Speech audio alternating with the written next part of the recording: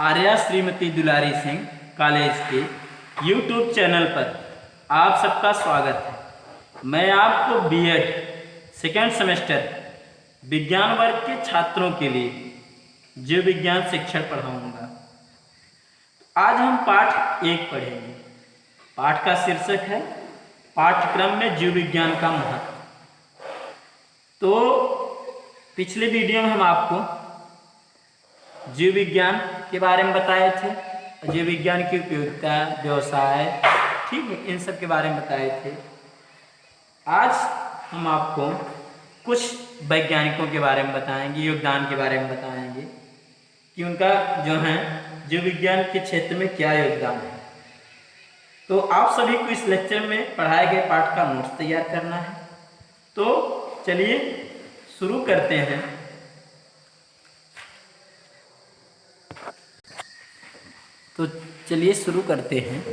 कुछ वैज्ञानिकों के जीव विज्ञान में योगदान के बारे में।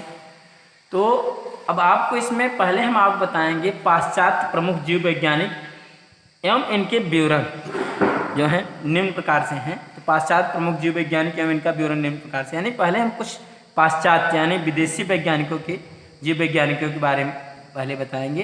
तो मेरा पहला टॉपिक है चार्ल्स रॉबर्ट डार्विन। तो हम आज आपको पहले चार्ल्स रॉबर्ट डार्विन के बारे में बताएंगे कि यह हैं कौन।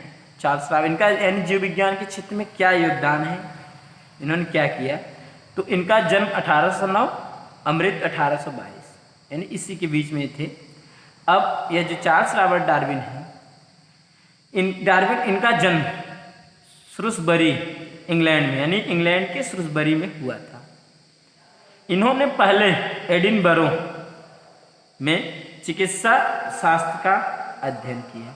जो ये डार्विन है, इनका जन्म तो इंग्लैंड के श्रूसबरी में हुआ और ये सबसे पहले क्या किए, चिकित्सा शास्त्र का इन्होंने जो है एडिनबरो में अध्ययन किया। तो एडिनबरो जो है में एडिनबर्ग विश्वविद्यालय है, वहीं से इन्होंने मेडिसिन विषय का यानी चिकित्सा शास्त्र का अध्ययन किया था। फिर क्या किए, कैम्ब्रिज विश्वविद्यालय से स्नातक की उपाधि प्राप्त की।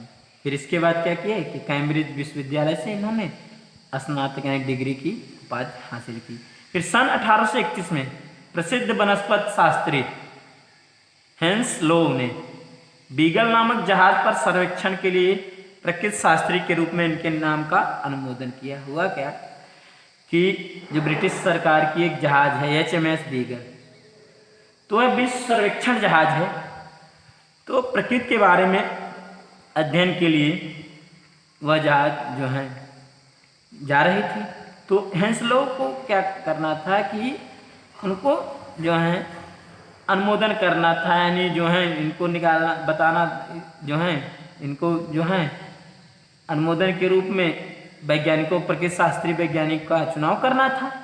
तो इन्होंने क्या किया कि इनको देख करके, इनके जो हैं देखे जो है डार्विन को देख करके, फिर इनको लगा कि डार्विन जो हैं अच्छे जो हैं जानकार हैं, तो इनको क्या किया, इनके नाम का अनुमोदन कर दिया। तो इनके जो हैं सर्वेक्षण के लिए, प्रकृति के बारे में अध्ययन के लिए, इन प्रकृति शास्त्री के रूप में इनके नाम का अनुमोदन जो है हेंसलो ने किया। 5 वर्षों की समुद्री यात्रा के दौरान हुआ क्या कि वह HMS बीगल जो है वह 5 वर्षों तक अनेक द्वीप महाद्वीप का भ्रमण कराया, यानी अनेक द्वीप और महाद्वीप में गए। तो समुद्री इन्होंने क्या किया कि विभिन्न द्वीपों से भिन्न भिन्न प्रकार के बहुमूल्य पौधे एवं जंतुओं के नमूने एकत्र किए। तो अलग अलग द्वीपों पर गए, वहाँ पर जाकर के विभिन्न जंतुओं के और पौधे के नमूने एकत्र किए और उनके बारे में जानकारी भी प्राप्त किए। तो सन 1836 में लंदन वापस आने पर, जब 1836 में लंदन वापस आए, तो अपने नमूने का विशेष अध्ययन किया और अनेक वर्षों के अध्ययन के बाद डार्विन ने सन 1844 में विकासवाद के सिद्धांत यानी थियोरी ऑफ इवोल्यूशन यानी जैव विकास के सिद्धांत के बारे में इन्होंने प्रतिपादन किया। तो इन्होंने क्या किया कि अपने सिद्धांत को प्राकृतिक चुनाव द्वारा जातियों की उत्पत्ति नामक पुस्तक में प्रस्तुत किया। जो इनका सिद्धांत आया वह प्राकृतिक चुनाव द्वारा जातियों की उत्पत्ति नामक पुस्तक में आया, यानी origin of life by natural selection, यानी प्राकृतिक वर्ण द्वारा या चुनाव द्वारा जातियों की उत्पत्ति। ये इनकी पुस्तक आई थी, इंग्लिश में पुस्तक आई थी, virgin of life by natural selection. तो इनके सिद्धांत को प्राकृतिक चुनाववाद या वर्णवाद कहते हैं, यानी नेचुरल सिलेक्शन थियरी। इन्होंने बताया कि जीव का प्रारंभ एक कोश के से हुआ है, यानी जो जीवधारी बने हुए हैं यह एक कोशिका से, यानी कहने में बहुकोश की जीवधारी का निर्माण हुआ है। तो इसका वर्तमान रूप हमें अरबों वर्षों की लंबी अवधि के बाद प्राप्त हुआ है। तो डार्विन बताए थे अपने सिद्धांत में कि जो सबसे पहले इस धरती पर एक कोश की जीवधारी बने थे, फिर इसके बाद धीरे धीरे क्रमिक परिवर्तन के फलस्वरूप लाखों करोड़ों वर्ष के पश्चात यहाँ पर अरबों वर्षों की लंबी अवधि के बाद फिर जो है बहुकोश की जीव का निर्माण हुआ है, यानी जो भी नई जातियाँ बनी हैं यह अरबों वर्षों की अवधि के बाद हुई हैं। तो इनके सिद्धांत की दो मुख्य बातें निम्न। पहला, सबसे अधिक समर्थमान ही जीवित रहते हैं। तो जो सबसे अधिक समर्थमान होते हैं वही जीवित रहते हैं, यानी योग्यतम ही क्या होते हैं, जीवित होते हैं, यानी सर्वाइवल ऑफ द फिटेस्ट, यानी योग्यतम की उत्तरजीविता, यानी जो भी योग्यतम जीव रहते हैं इस प्रकृति के अनुसार, जो अपने शरीर को ढाल लेते हैं या जिनमें जीवन संघर्ष की योग्यता होती है वही जीव जीवित रहते हैं। दूसरी बात होता है, जीवित रहने का यह कार्य प्राकृतिक चयन की प्रक्रिया के फलस्वरूप होता है, यानी प्राकृतिक चयन, तो process of natural selection for survival, यानी जो प्रोसेस होती है इसमें चुनाव होता है। जीवित रहने की जो प्रक्रिया होती है इसमें प्रकृति में चुनाव होता है, तो प्रकृति में जो योग्यतम होगा उसी का ही चुनाव होता है। तो जीवित रहने का कार्य प्राकृतिक चयन प्रक्रिया के अनुसार होता है, इसलिए इनके सिद्धांत को प्राकृतिक चयनवाद या प्राकृतिक वर्णवाद कहते हैं। तो डार्विन ने पहली बात तो इन्होंने बताया कि जो योग्यतम होता है वही जीवित रहता है। दूसरी बात बताएं कि प्रकृति में चुनाव होता रहता है, चयन होता रहता है, क्योंकि वातावरण में हमेशा परिवर्तन होता रहता है। तो जो जीव इस बदलते हुए वातावरण के अनुसार अपने शरीर को ढाल लेता है वही जीव जीवित रहता है, जो नहीं ढाल पाता वह नष्ट हो जाता है, यानी जीवित रहने का कार्य प्राकृतिक चयन की प्रक्रिया के फलस्वरूप होता है। अब आगे की बात है ग्रेगर मेंडल। तो ग्रेगर जॉन मेंडल के बारे में बताएंगे। तो ग्रेगर जॉन मेंडल दूसरे वैज्ञानिक हैं, पाश्चात्य वैज्ञानिक, 1822 से 1884 यानी जन्म मृत्यु।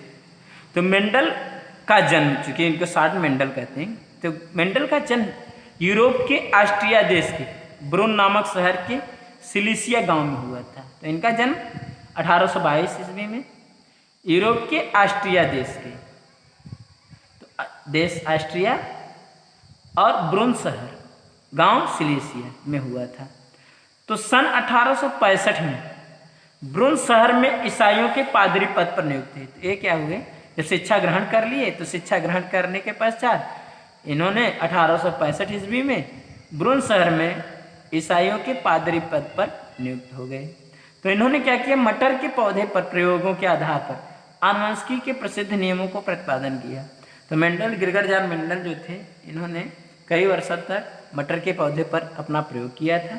और प्रयोग के आधार पर जो आनुवंशिकी है, जेनेटिक्स है, जो कि माता पिता के लक्षणों को एक पीढ़ी से दूसरी पीढ़ी में ले जाने वाला विज्ञान है, यानी पैतृक लक्षणों को उनकी संतानों में स्थानांतरित होने का अध्ययन जिस विज्ञान के अंतर्गत किया जाता है। तो अब वही है आनुवंशिकी। तो आनुवंशिकी का जो नियम है उस नियम का प्रतिपादन ग्रेगर जॉन मेंडल ने किया, यानी मेंडल ने बहुत बड़ी उपलब्धि की खोज किया था। आज जो संसार है वह बिना मेंडल के उपलब्धि से वंचित नहीं है, यानी मेंडल जो है बहुत बड़ी उपलब्धि खोज। आज जो है अनाज की भरमार हो गई है, कपड़े की भरमार हो गई, चूंकि संकर प्रजातियां सब विकसित हो रही हैं। यह देन मेंडल की है। मेंडल ने क्या किया, आनुवंशिकी के प्रसिद्ध नियमों का प्रतिपादन किया, तो जिसे मेंडल के नियम के नाम से जाना जाता है। तो मेंडल जो आनुवंशिकी का नियम आया उसको मेंडल के नियम के नाम से जाना जाता है। तो मेंडल ने सजीवों में गुणों एवं विशेषताओं का पीढ़ी दर पीढ़ी स्थानांतरण की प्रक्रिया की खोज की। तो मेंडल ही थे जिन्होंने जीवधारियों के गुणों और विशेषताओं का एक पीढ़ी से दूसरी पीढ़ी में स्थानांतरित होने की प्रक्रिया की खोज की, जिसे आनुवंशिकता कहेंगे। उस प्रक्रिया की खोज की यानी वंशागत की खोज किया मेंडल ने ही खोज किया था। तो जिसे अब आनुवंशिकी कहेंगे, आनुवंशिक विज्ञान है जिसे आनुवंशिकता कहते हैं। यानी कहने में जिसके अंतर्गत पैतृक लक्षणों को एक पीढ़ी से दूसरी पीढ़ी में स्थानांतरित होने का अध्ययन किया जाता है, उसे आनुवंशिकी। तो मेंडल ने क्या किया था, आनुवंशिकी की सबसे प्रथम नींव डाली थी। सबसे पहले जो है आनुवंशिकी की नींव मेंडल ने ही डाली थी, इसलिए मेंडल को आनुवंशिकी का पिता कहा जाता है। तो मेंडल को, ग्रेगर जॉन मेंडल को आनुवंशिकी का पिता कहते हैं। इन्होंने अपने प्रयोग के आधार पर 3 नियमों का प्रतिपादन किया था।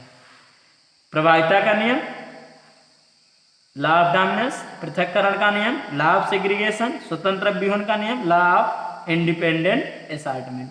तो मेंडल के इन्हीं तीनों नियमों को मेंडल्स के नियम के नाम से जाना जाता है। अब आगे की बात है, अगले वैज्ञानिक है पाश्चात्य वैज्ञानिक लुईस पाश्चर। तो लुई पाश्चर का जन्म 1822, मृत्यु 1895। तो लुईस पाश्चर का जन्म फ्रांस में हुआ था।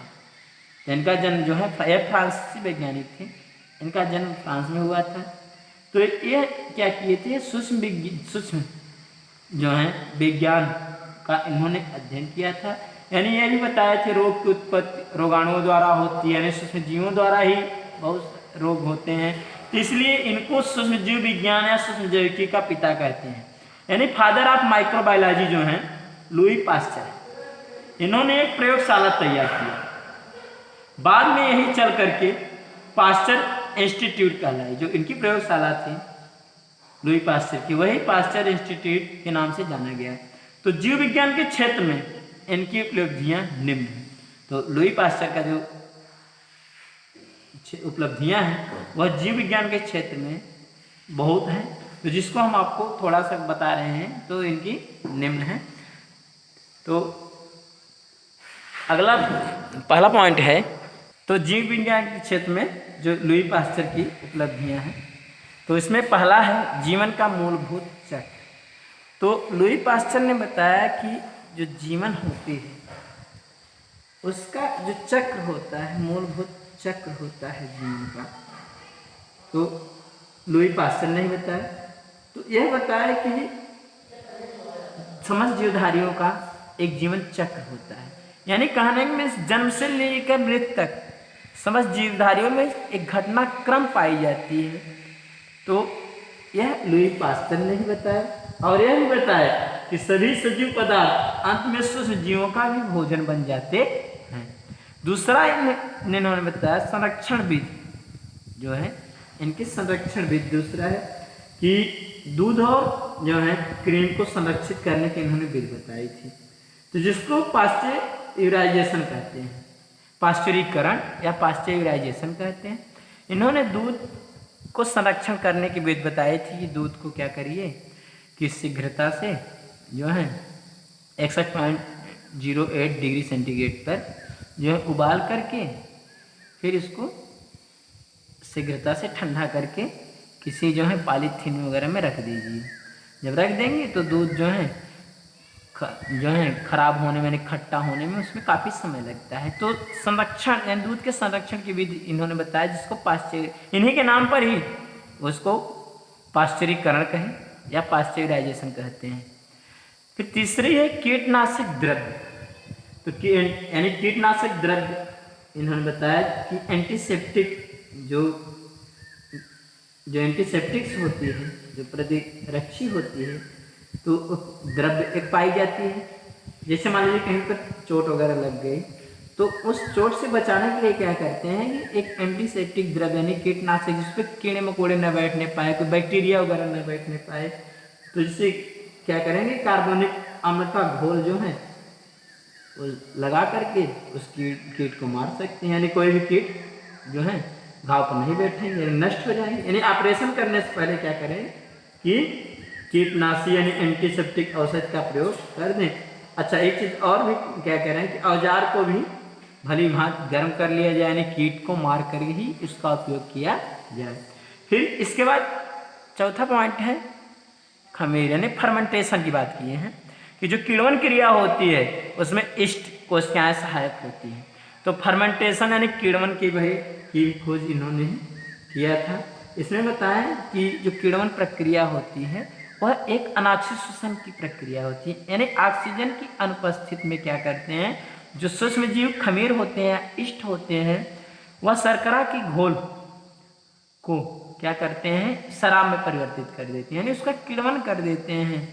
तो कुछ एंजाइम उत्पन्न करते हैं, जाइमेज एंजाइम उत्पन्न करते हैं। उस एंजाइम की उपस्थिति में क्या करते हैं, शर्करा के घोल का किण्वन करके शराब में बदल देते हैं, यानी किण्वन प्रक्रिया में भी ईस्ट उपयोगी होता है। यह लुई पास्चर ने ही सिद्ध किया। तो सूक्ष्म जीवाणु की उत्पत्ति अगला है। तो लुई पास्चर ने बताया कि सूक्ष्म जीवों की उत्पत्ति जो है सूक्ष्म जीवों से ही संभव है, यानी इन्होंने क्या किया था, जीवात जीवोत्पत्ति का समर्थन किया था। तो इसमें इन्होंने दिखाया था अपने प्रयोग में लुई पास्चर ने कि सूक्ष्म जीवों की उत्पत्ति जो है सूक्ष्म जीवों से ही संभव है। यानी ये क्या किए थे कि यह जो है, जो पहले इसके पहले सिद्धांत आया था कि निर्जीव जीवन की उत्पत्ति के बारे में कि निर्जीव पदार्थों से ही जीव की उत्पत्ति संभव स्वतः होती है। लेकिन फिर लुई पास्चर ने क्या किया कि जीव की उत्पत्ति जो है जीव से ही संभव है। इसके लिए इन्होंने प्रयोग किया था। प्रयोग में क्या किए थे लुई पास्चर कि जैसे उबाला हुआ मांस का रस ले लिए थे और उसको क्या किए, मान लीजिए ढक दिए थे, तो ढके थे। फिर इसके बाद कोई भी जीव उत्पन्न नहीं हुआ। जब फिर इसके बाद उसको ढक्कन को तोड़ दिए, जब तोड़ दिए तो उसमें सूक्ष्म जीव पनप गए। तो यह दिखाया कि जीव की उत्पत्ति जो है सूक्ष्म जीवों की भी सूक्ष्म जीव से ही है। अगला है एंथ्रेक्स। जो एंथ्रेक्स रोग होता है तो इसके बारे में लुई पास्चर ने बताया कि एंथ्रेक्स जो जानवरों में होते हैं, गला घोटू टाइप में होते हैं, इनके प्रतिरोधक टीका को भी विकसित किया था लुई पास्चर ने। तो टीकाकरण, फिर अगला इनका जो उपलब्धि है टीकाकरण। तो इन्होंने क्या किया था कि जो घातक रोग होते हैं तो उन घातक रोगों से क्या किए कि इन्होंने बचाव है टीकाकरण पद्धति की खोज किया था। तो विषाणु से टीका तैयार करने की तकनीक जो है लुई पास्चर ने ही दिया था। अगला है उपचार की बात करते हैं। तो संक्रामक रोगों का उपचार के बारे में जो बहुमूल्य सुझाव है यह लुई पास्चर ने ही दिया था, यानी संक्रामक रोगों को कैसे रोका जा सके और उनका उपचार के बारे, उनका उपचार बहुत जरूरी है, यह लुई पास्चर की देन है। लास्ट है हाइड्रोफोबिया, जिसको रेबीज रोग कहते हैं। तो कुत्तों के काटने से होने वाली जो हाइड्रोफोबिया रोग होती है, इनके प्रतिरोधक टीके का भी आविष्कार जो है लुई पास्चर ने ही किया। अब हम आपको बताएंगे कुछ भारतीय जीव वैज्ञानिकों के बारे में। तो अब भारतीय जीव वैज्ञानिक यानी इंडियन बायोलॉजिकल साइंटिस्ट के बारे में बताएंगे। तो कुछ प्रमुख भारतीय जीव वैज्ञानिक का विवरण निम्न है। पहला सलीम अली, 1896 से यानी 1896 में जन्म और 1987 में। तो जो सलीम अली थे पक्षी वैज्ञानिक थे। इनका जन्म, सलीम अली का जन्म 12 नवंबर 1896 को खेतावाड़ी मुंबई में हुआ था। तो इनका जन्म जो है मुंबई में खेतावाड़ी स्थान पर हुआ था। मुंबई में इन्होंने जंतु विज्ञान का अध्ययन किया, जंतु विज्ञान के बारे में इन्होंने अध्ययन किया। इन्हें मुंबई के चुरक हिस्ट्री सोसाइटी के संग्रहालय में गाइड की नौकरी मिली। यानी क्या हुआ कि जब शिक्षा ग्रहण कर लिए इसके बाद इनको चुरक हिस्ट्री सोसाइटी का संग्रहालय है मुंबई में स्थित है, उसी में गाइड की नौकरी मिली कि जो भी आए उनके जो भी वहाँ पर संग्रहालय है, संग्रहालय में रखी हुई जो वस्तुएं हैं या जो भी पक्षी वगैरह हैं, जो भी जीव जंतु, उनके बारे में उनको बताना है। तो गाइड के रूप में मरे हुए पक्षियों को दर्शकों को दिखाते और उनके विषय में बताते थे। तो गाइड के रूप में क्या करते थे, जो मरे हुए पक्षी हैं, जो जाने वाले लोग रहते हैं दर्शक वगैरह, उनको दिखाते थे और उनके विषय में बताते थे। इन्होंने पक्षियों के कार्यकलापों और व्यवहार को एक शोध के रूप में प्रकाशित कराया। यानी इन्होंने क्या किया कि पक्षी के जो क्रियाकलाप हैं, उनका क्या व्यवहार है, उसको एक शोध के रूप में प्रकाशित कराया। फिर इन्होंने पक्षियों के बारे में विभिन्न स्थानों पर और अधिक ज्ञान प्राप्त किया। क्या किया कि और भी कहीं कहीं आ जा करके घूम टहल करके पक्षियों के बारे में और अधिक ज्ञान प्राप्त किया। और फिर इसके बाद अपने जो भी जानकारी इन्होंने प्राप्त कर ली, उसके आधार पर the book of Indian bird इन्होंने एक पुस्तक लिखा, यानी भारतीय पक्षी की किताब है। तो उस भारतीय पक्षी के बारे में जो किताब इन्होंने प्रस्तुत किया वह सन 1941 में प्रकाशित हुई। 20 जून 1987 में इस पक्षी वैज्ञानिक का निधन हो गया। तो सलीम अली का जो निधन है यह 20 जून 1987 में निधन हो गया। अब जगदीश चंद्र बस 1858 से 1937, तो इनका जन्म और मृत्यु। तो बस कहिए चाहे बोस कहिए, तो जगदीश चंद्र बोस या बस का जन्म 30 नवंबर 1858 को विक्रमपुर जिला ढाका में हुआ था। तो ढाका जिला है, तो स्थान जो है विक्रमपुर, वहाँ हुआ था। इनकी प्रारंभिक शिक्षा गांव के स्कूल में हुई। गांव के स्कूल में इन्होंने प्रारंभिक शिक्षा प्राप्त की। इसके बाद कलकत्ता के सेंट वियर कॉलेज से बीए उत्तीर्ण किया। इसके बाद क्या किया इन्होंने, कलकत्ता के ही सेंट वियर कॉलेज से ही बीएड की शिक्षा प्राप्त की। तो अब इसके बाद क्या किया, इंग्लैंड जाकर लंदन विश्वविद्यालय से बीएससी की परीक्षा पास की। इसके बाद ये लंदन गए और वहाँ पर जाकर के बीएससी की परीक्षा पास की और भारत लौट आए। 1917 में बोस ने कलकत्ता में एक शोध केंद्र की स्थापना की। 1917 में बोस ने क्या किया, एक शोध केंद्र की स्थापना किया। यह विश्व में आज भी जीव भौतिकी यानी कहने बायोफिजिक्स एवं वनस्पति शास्त्र में यानी बॉटनी में महत्वपूर्ण स्थान रखता है। इस केंद्र का नाम बोस की स्मृति में बोस इंस्टीट्यूट रखा गया, यानी बोस। तो इन्होंने क्या किया कि एक जो है केंद्र की स्थापना की। तो बाद में क्या किया गया कि उन्हीं की स्मृति में जो है बोस इंस्टीट्यूट नामक केंद्र रखा। एक कलकत्ता में बोस ने क्या किया कि एक शोध केंद्र की स्थापना की थी 1917 में। तो 1917 में शोध केंद्र की स्थापना की। जब ये एक्सपायर कर गए यानी मर गए, तो अब उसी को ही इसी केंद्र का नाम रख दिया गया बोस इंस्टीट्यूट। तो इन्होंने अनेक प्रकार के यंत्र तैयार किए, जो कि बायोफिजिक्स यानी जीव भौतिकी और जो है वनस्पति शास्त्र यानी बॉटनी, इन दोनों के अनुसंधान में खोज कार्य में बहुत सहायता मिली। अनेक प्रकार के जिनसे वनस्पति शास्त्र एवं भौतिक शास्त्र के अनुसंधान में बहुत सहायता मिली है। तो विज्ञान के क्षेत्र में इनकी उपलब्धियां निम्न हैं। तो विज्ञान के क्षेत्र में इनकी क्या क्या उपलब्धियां हैं। पहला, बेतार से संदेश भेजना यानी कम्युनिकेशन थ्रू वायरलेस। तो इन्होंने ही बेतार से तार संदेश भेजने की खोज किया था। तो इन्होंने क्या किया, कोलकाता के जो डिप्टी कमिश्नर हैं उन्हीं की उपस्थिति में बिना तार के संदेश भेजने का सफल प्रयोग करके दिखाया था। अगला पॉइंट है जीव विज्ञान और निर्जीव जगत में विद्युत प्रक्रिया की एक रूपता की खोज। जीव विज्ञान और निर्जीव जगत में विद्युत प्रक्रिया की एक रूपता की खोज। तो बोस ने क्या किया, इन्होंने जीवधारी और निर्जीव में क्या प्रक्रिया होती है, क्या इसके बारे में उन्होंने एक खोज किया और बताया कि जो भी निर्जीव वस्तु होती है, धातु वगैरह होती हैं, इनमें एक विद्युत प्रक्रिया होती है। तो यह जो है बोस ने खोजा।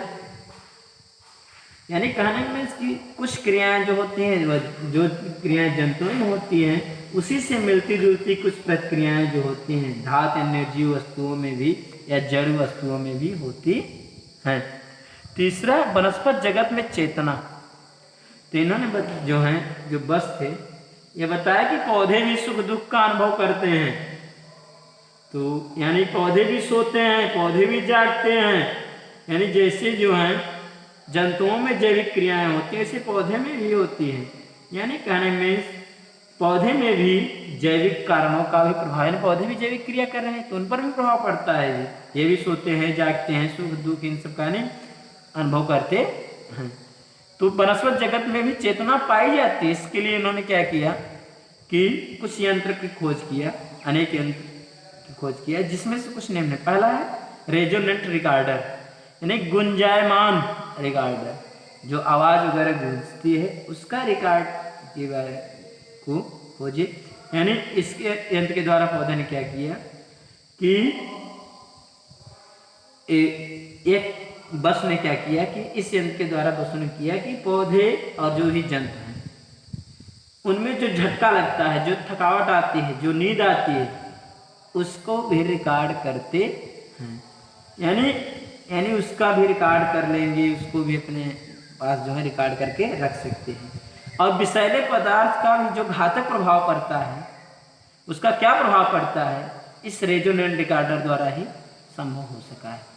फिर अगला है केस्कोग्राफ, वृद्धिमापी। तो वृद्धिमापी नाम से ही है कि वृद्धिमापी यंत्र द्वारा क्या करेंगे, पौधे में वृद्धि के मापन में सहायता मिलती है। तो बसु में दूसरा यंत्र जो है वनस्पत जगत में चेतना से संबंधित वृद्धिमापी यंत्र की खोज किया। तो ये पौधे, इसके द्वारा पौधे में वृद्धि को नापा जा सकता है। तो इन्होंने बताया, यह सिद्ध किया इस यंत्र द्वारा कि एक पौधा 0.00026 सेंटीमीटर 1 सेकेंड में वृद्धि करता है। तो वृद्धिमापी यंत्र द्वारा ही, यानी केस्कोग्राफ द्वारा ही संभव हुआ है। फिर अगला है फोटोसिंथेसिस रिकॉर्डर, प्रकाश संश्लेषण, यानी फोटोसिंथेसिस रिकॉर्डर, इसको हिंदी में आप कह सकते हैं प्रकाश संश्लेषण रिकॉर्डर। तो अब इस यंत्र के द्वारा, यानी पौधे में इसका भी चेतना, वनस्पत जगत में भी चेतना के बारे में खोज किए हैं, एक फोटोसिंथेसिस रिकॉर्डर। अब इस यंत्र द्वारा क्या किए कि हरे पौधे में जो क्लोरोफिल है वह क्या करते हैं, भोजन बनाने की क्रिया करते हैं। अब कितना भोजन बना रहे हैं, तो कैसे भोजन बना रहे हैं, उसकी प्रक्रिया के बारे में जो है इस फोटोसिंथेसिस रिकॉर्डर द्वारा पता किया जा सकता है। फिर इसके बाद क्या हुआ कि रॉयल सोसाइटी ने सन 1896 ईस्वी में इनको डीएससी की उपाधि प्रदान की। जगदीश चंद्र बोस को डॉक्टर ऑफ साइंस की उपाधि जो है रॉयल सोसाइटी ने प्रदान किया। भारत सरकार ने सन 1916 में सर की उपाधि दी, जो है कि बहुत बड़ी उपलब्धि है। इन्होंने, भारत सरकार ने क्या किया, इनको 1916 में सर की उपाधि से नवाजा। इन्होंने यानी बस विज्ञान मंदिर की स्थापना की। तो बस ने क्या किया कि बस विज्ञान मंदिर की स्थापना किया। भारत में भारतीयों द्वारा स्थापित यह पहली प्रयोगशाला थी। तो अपने देश में पहली प्रयोगशाला जो बनी वह बस विज्ञान मंदिर बनी। तो 23 नवंबर 1937 को गिरिडीह में बस का देहांत हो गया। अब अगला है, जो अगले वैज्ञानिक हैं डॉक्टर हरगोविंद खुराना।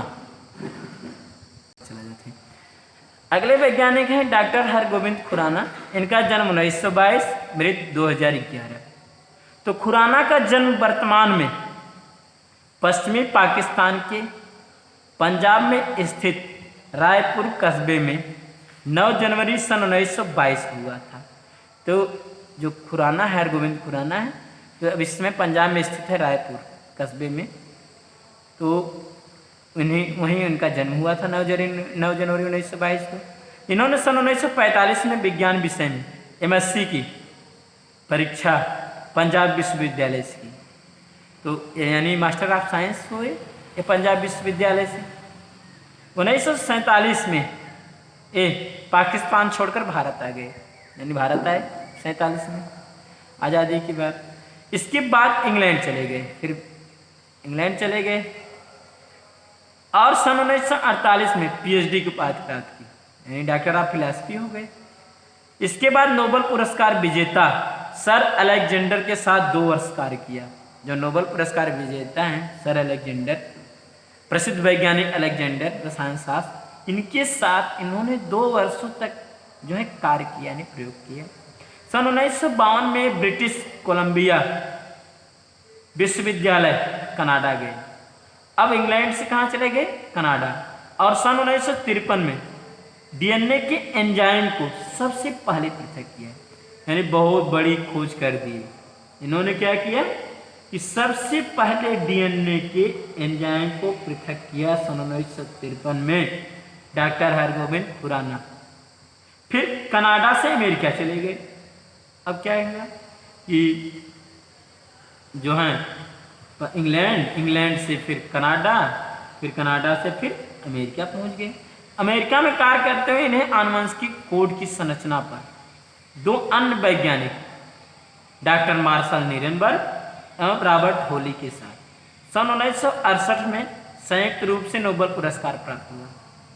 तो अब इनको क्या हुआ कि आनुवंशिक कोड जो जेनेटिक कोड होती है उसकी खोज के लिए मार्शल नीरेनबर्ग और रॉबर्ट होली के साथ 1968 में संयुक्त रूप से नोबेल पुरस्कार से नवाजा गया। इसके अतिरिक्त यह अमेरिका की इस सर्वोच्च अनुसंधान संस्था में ही निदेशक यानी डायरेक्टर पद पर नियुक्त हो गए अमेरिका में। फिर 1970 में डॉक्टर खुराना जो हैं मैसाचुसेट्स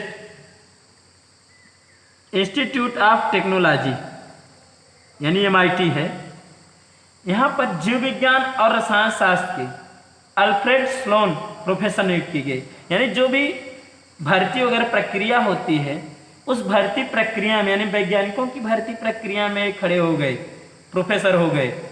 तो MIT में यह इनको बहुत बड़ी उपलब्धि हो गई कि जो ज्वाइनिंग वगैरह कराने सर्विस ज्वाइनिंग कराने में यह उस स्थान पर नियुक्त हुई। वहाँ पर सेवानिवृत्त के समय तक यह कार्य करते रहे, जब तक इनका रिटायर नहीं हो गए तब तक कार्य करते रहे। डॉक्टर खुराना ई कोलाई जीवाणु का सबसे पहले कृत्रिम जीन तैयार किया। अब देखिए, अब यह भी मामूली उपलब्धि नहीं है, इन्होंने कृत्रिम जीन संश्लेषण किया था डॉक्टर हरगोविंद खुराना। तो भारतीय वैज्ञानिक जो हैं डॉक्टर हरगोविंद खुराना जो होते हैं, इन्होंने कृत्रिम जीन संश्लेषण का खोज करके सबको अचंभित कर दिया था और एक एक करके 207 जीन इस जीवाणु के बनाए थे। सन 1969 में इन्हें भारत आने पर पद्म विभूषण की उपाधि से सम्मानित किया गया।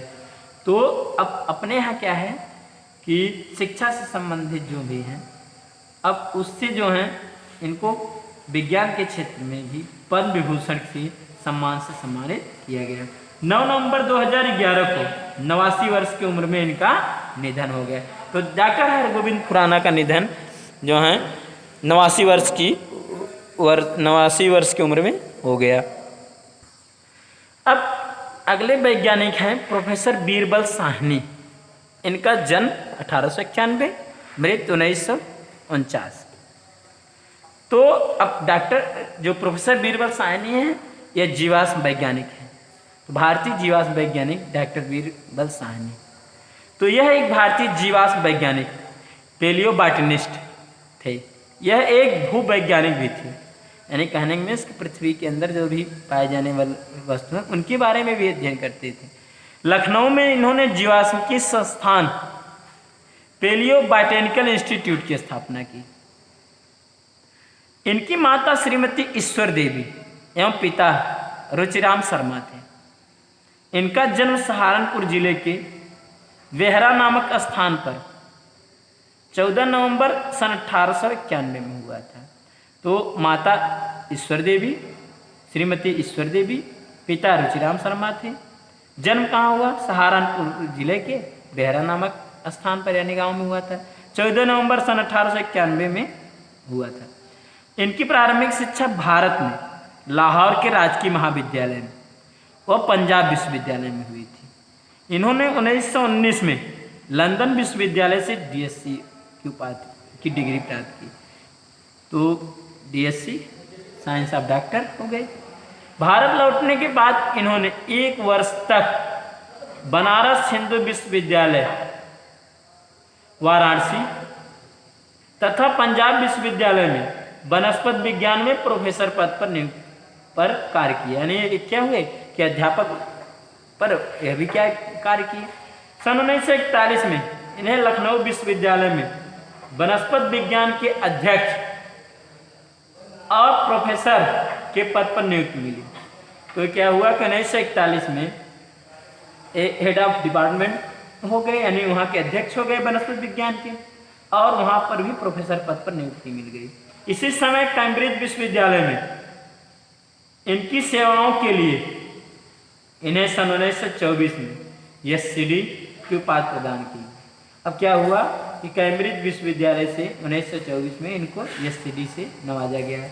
इस समय इन्होंने सराहनीय खोज की और वनस्पति विज्ञान के विद्वानों का एक दल गठित किया। तो इसी बीच इन्होंने क्या किया, सराहनीय खोज किया। जैसे आप बताएंगे जीवाश्म पौधे के बारे में, पेंटोक्सिली के बारे में, फासिल का अध्ययन किया, फर्न के बारे में बताया, ये सब खोज इन्होंने किया। और फिर इसके बाद आप बताए कि वनस्पति विज्ञान के विद्वानों का एक दल गठित किया। इसके बाद क्या किया, इसी समय इन्होंने वनस्पति विज्ञान के विद्वानों का एक दल तैयार किया और तुरंत ही भारतवर्ष में वानस्पतिक एवं जीवाश्म की शोध केंद्र की स्थापना की गई। और तुरंत ही वनस्पति पेड़ पौधे के बारे में और जीवाश्म की शोध के बारे में। यानी जीवाश्म क्या है, यानी जो भी नीचे दबे हुए जीवों के अंश हैं या चिन्ह हैं, उनके बारे में इन्होंने क्या किया था, अध्ययन किया। जीवाश्म वैज्ञानिक थे। तो सन 1946 अप्रैल को जीवाश्म की संरचना पेलियो बॉटेनिकल सोसाइटी की स्थापना की गई। तो 1946 में जीवाश्म की संस्थान की स्थापना की गई। तो नेहरू की देखरेख में यह स्थापना की गई थी। नेहरू जी ने ही इसका उद्घाटन किया था। 10 अप्रैल 1949 को प्रोफेसर साहनी का हृदय गति रुक जाने से निधन हो गया। तो बीरबल साहनी द्वारा किए गए कार्य निम्न। पहला, जीवाश्म पौधे के बारे में, यानी फासिल प्लांट के बारे में इन्होंने क्या किया कि बीरबल साहनी ने पेलियो बांटने की आधारशिला रखी थी। अब जो पौधे के रूप में उपलब्ध जीव हैं, अवशेष हैं, जो चट्टानों में दबे हुए पाए जा रहे हैं, तो उनका अध्ययन जो है किए। और फिर दूसरा, पेंटोक्सिली, इसमें क्या किया साहनी ने, जितने भी जिम्नोस्पर्म के पेंटोक्सिली पौधे हैं उसके नए खोज जो हैं बीरबल साहनी ने किया। फिर तीसरा, फासिल अध्ययन। तो फासिल्स के बारे में भी अध्ययन किया, यानी जो पहाड़ियों में प्राचीन फासिल्स दबे हुए हैं, पहाड़ियों में जो बहुत पुराने जीवाश्म में दबे हुए हैं, उनके जो हैं बारे में अध्ययन किया, यानी उनकी पौधे की नवीन प्रजातियों का भी, जिससे पता चला। यानी जब पुराने के बारे में पता चल गए पर कर लिए, तो जो नए पौधे मिल रहे हैं, तो इससे जानकारी हो जा रही है कि नए पौधे भी जो है उत्पन्न हो रहे हैं, यानी बन रहे हैं, यानी विकास भी हो रहा है। फिर फर्न की बात करते हैं। तो टेरिडोफाइट प्लांट्स होती है फर्न। तो इनकी संरचना और विशेषताओं के भी बारे में जो है बीरबल साहनी ने अध्ययन किया था। तो आज हम आपको कुछ पाश्चात्य वैज्ञानिक के बारे में बताएं, यानी विदेशी वैज्ञानिक के बारे में, और भारतीय वैज्ञानिक के बारे में बताएं। अगले वीडियो हम आपको जीव विज्ञान की शिक्षा की प्रगति के बारे में बताएंगे। तब तक के लिए धन्यवाद।